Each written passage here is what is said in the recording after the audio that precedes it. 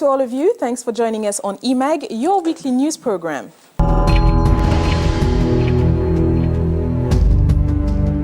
In this week's EMAG, we'll be talking about autism, this child illness that is also very present in Africa. In today's program, we'll highlight the CHIP organization fight against autism in Senegal. As this weekend is celebrated the Maulud, the celebration of the birth of the Prophet of Islam, peace be upon him, we'll be looking at the true meaning of this event, attracting every year thousands of pilgrims in the holy city of Tiwaawan. And in a context of current crisis between Muslims and Christians in Nigeria, we'll be talking to Muhammad Nasirullah Nasiru, a grandson of Sheikh Ibrahim Niasse, founder of the Faida religious organization, which counts thousands of disciples in Nigeria. In sports, we covered the arrival of the Lions from Bata after their defeat and elimination from the African Cup of Nations. And our very special guest this week is Mr. Moustapha Diack, professor at Baton Rouge University in Louisiana, an e-learning specialist with whom we'll be talking about Africa's development. Our very special guest this week is, as last week's guest, a teacher, a Senegalese professor teaching in an American university, more precisely at Baton Rouge University in Louisiana. His name is Mr. Moustapha Diack. He is a worldly renowned specialist of e-learning. In this interview, he tells us about his experience teaching in the US and on how Africa can be developed through ITCs. I am born in Kaolack, and after finishing my higher education here in Senegal, I had the opportunity to go to Europe at the University of Metz, where I finished a doctorate in analytical chemistry. After that, I had the opportunity to go to the United States and work in one of the biggest labs in the United States, which is called Oak Ridge National Laboratory. That was the laboratory that was used to develop the hydrogen bomb in the US. So I stayed there 3 years, and after that had the opportunity to go to Louisiana, and I was appointed there as a postdoc in order to conduct some research in natural product. And at the end of my stay at Louisiana State University, that was 3 years, I end up generating a patent, on some natural product. After that, I had the opportunity to go now to Southern University in Baton Rouge, which is a historically black university. In the United States, we have at least 120 universities that are classified as HBCUs. And from there, I continue on teaching chemistry, of course, but in the meantime, around 1995, I was very, very interested in using the technology of the internet in teaching and learning. So I've been really at Southern University since 1995, exactly. Yes.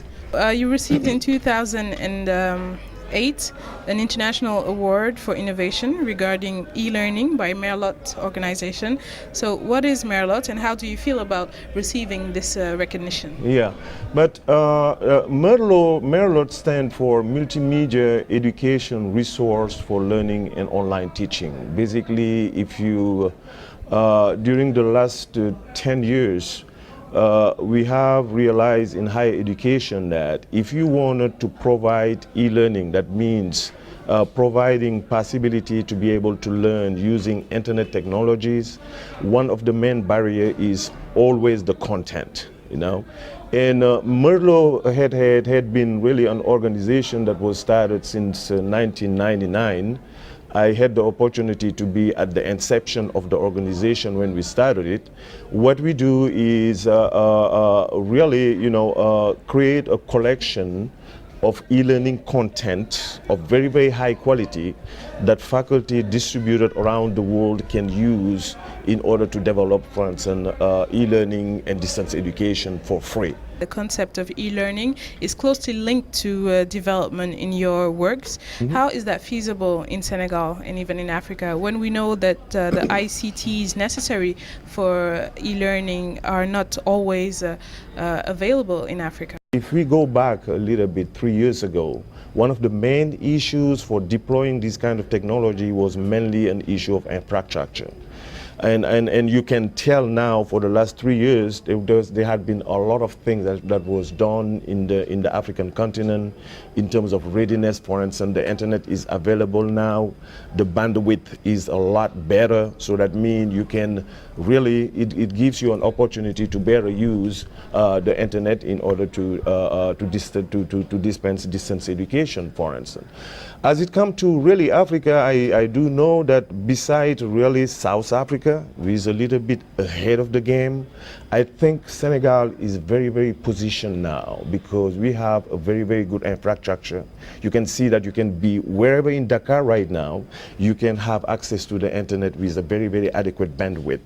And if you have the bandwidth, you know, you should be able really to do a lot of things when it comes to e-learning. There's sometimes some kind of misconception behind the e-learning, really, which I define using the ICT tool to provide, you know, education, to provide mass education, really, to people. Now, I want to just to touch in two things. In Senegal, we need it because of the massification of the educational system here.